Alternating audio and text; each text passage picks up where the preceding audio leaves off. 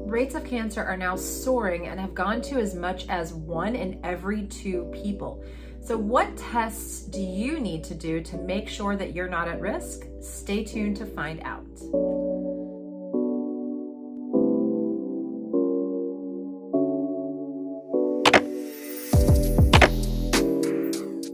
Welcome back, my friends. My name is Sarah. I am known as Carnivore Yogi. Thank you so much for being here and clicking on today's video. Today, I have a short snippet from a longer interview, which I will be releasing this Friday with Dr. Erin Connealy. She is a cancer doctor and the first cancer doctor that I have ever spoken with that addresses our lifestyle as a whole. Now, she is in the trenches working with cancer patients every single day, and she's been seeing people younger and younger and younger coming in with cancer diagnoses, and she helps to treat cancer. So one of the questions that I asked her in our interview, which again, if you want to watch the full interview, it will come out this Friday, and you can also check it out on audio only podcast linked down in the show notes for you guys. But I asked her what screening tests would we need to get in order to know that we were at risk for cancer. So in today's episode, I give you the rundown of those tests, or actually Dr. Connealy does. And today's quick little episode is going to be sponsored by Let's Get Checked, which you can get a number of the tests that she talks about in this interview from Let's Get Checked. You can use my code YOGI30, and this is a great way to check your labs from the comfort of your home. It's something that I have done over the course of my health journey when I have not wanted to go to a doctor. Or like Dr. Connealy mentions here, a lot of doctors will not test your CRP, your C-reactive protein, because they have no medications to prescribe for an elevated CRP. But so many of us need to understand what our CRP is, our level of inflammation in the body. It could be one of those first warning signals that lets you know you're at risk for cancer or some sort of other metabolic disease or disorder. So Let's Get Checked makes it easy. If you want to order something like a CRP from the comfort of your home, do it there. You can use my code again, YOGI30 to save, and I'll put the link for the CRP test down in the show notes for you guys. But for now, enjoy this really short snippet of this longer interview with Dr. Connealy. Make sure you're subscribed so you can get the full interview when it comes out on Friday, or if you want to hear it today, you can go down in the show notes and listen to it via the audio-only podcast format. All right, guys, I hope that you find this information very helpful, very useful. Spread it to a friend or family member who also needs to hear it, and I will talk with you again very soon. Bye. For my viewers, what are some screening tests? Because you've been talking about how cancer is this kind of 10-year process. What are some things that someone would want to maybe go out today if they were worried about their health that could maybe clue them in? Maybe cancer is something that's in my future, or metabolic issues are in my future. What kind of tests would you recommend that they get? All right. So a couple of things. I talk about all this in my book, Cancer Revolution, so people can use that as the broad scope of information. The cancer conversation, like I said, every other Wednesday. And if you miss it, we send it out for you to listen to. So, because we iterate things all the time, but I will give you an example of a patient that just came to see me. She's 37 years old, and she heard about me somewhere. She doesn't live here. She lives in another state. She ordered a blood test called the cancer profile.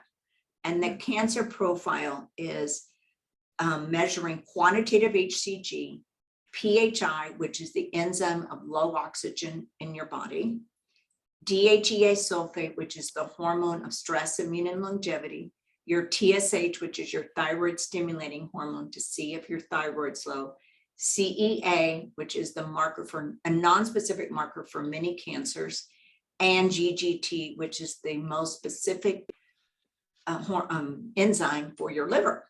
So that tells you, okay, maybe something going on. Well, interestingly enough, she did that test, and then she ordered, because she's 37, she ordered her own thermogram. The thermogram, which is a thermography of her breast, and she got that, and there was something a little abnormal. She went to her doctor, and they ordered imaging, including an MRI, And they said, we don't really know, doesn't show, let's just repeat it in 6 months. Well, she came to see me, and then I ordered the rest of the tests she need, which would be C-reactive protein. It's a non-specific marker for inflammation. Doctors do not do it because there's not a medication. So CRP is the red light on your dashboard that says fire in the body. We've got to do something. So CRP should be less than 1, about 0.5. I have patients do a hemoglobin A1C, which is a reflection of your sugar over 90 days. It's also a reflection of aging. They call it glycation, which is misfolding of protein. So I call it the internal wrinkles of the body. And then vitamin D would be very, very helpful.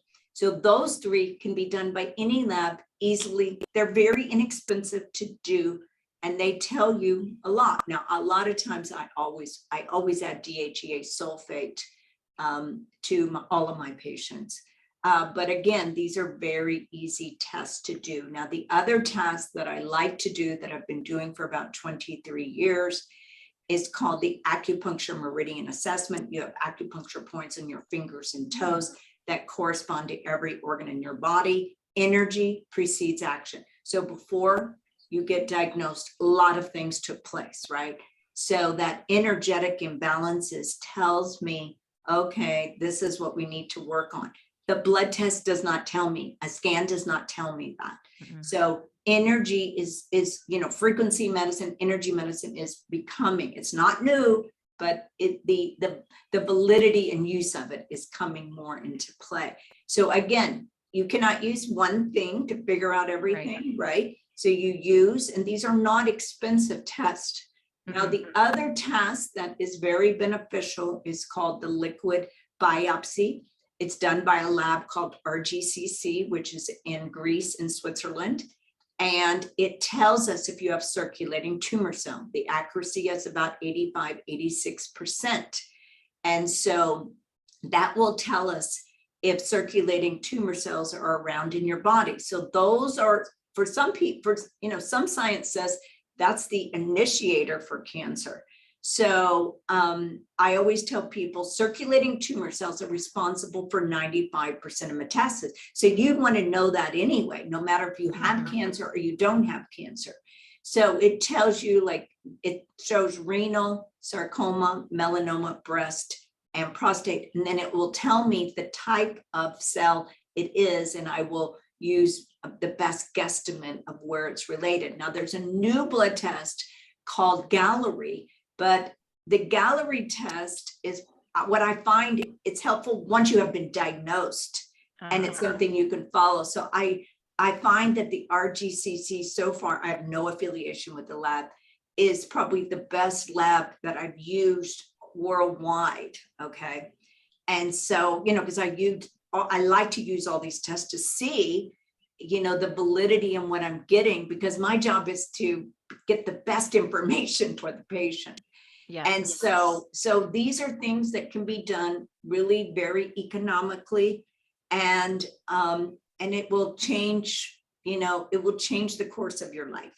And I always tell people an ounce of prevention is worth a pound of cure. I mean, I know human nature is, I'm okay. I don't want to know. There's nothing wrong with me. I feel great. Well, all my cancer patients pretty much felt fine the day before they were diagnosed with cancer. So, because I always talk to them, how did this come about? Did you find a lump? Did you this? But I always tell people a lot of patients felt great. I had a young lady that last night, she is from Idaho, 36 years old, 3 children, runs a very good life. I mean, her health life is unbelievable. Okay. So I'm so impressed with how she lives and how she takes care of her kids and everything. And I'm like, wow, how did this happen? And since the beginning of the year, I have seen an unbelievable increase in young people coming to see me. When I say young, 25 to 40. So I'm like, wait, what is going on? We don't see statistics till later. I'm in the Right. trenches 5 days a week. So I see what I'm seeing. And I've been doing this for 36 years. So I'm like, oh, whoa, what is going on that there's an outrageous increase in young people coming to see me? So, again, I want people to know what I know, number one. Number two, I want people to know that they need to be focused on self-care. Self-care is the new healthcare.